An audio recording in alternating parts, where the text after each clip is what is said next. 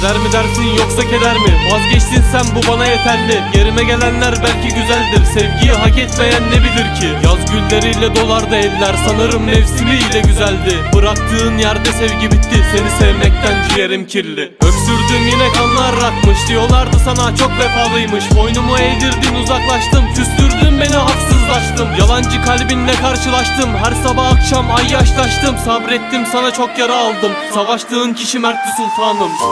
Sen şimdi beni böyle bırakıp gidiyorsun da hiç mi özlemeyeceksin? Yarım bıraktığın bir canı gerçekten yok edebilecek misin? Benim hakkım haramdır gülüm, benim hakkım haramdır.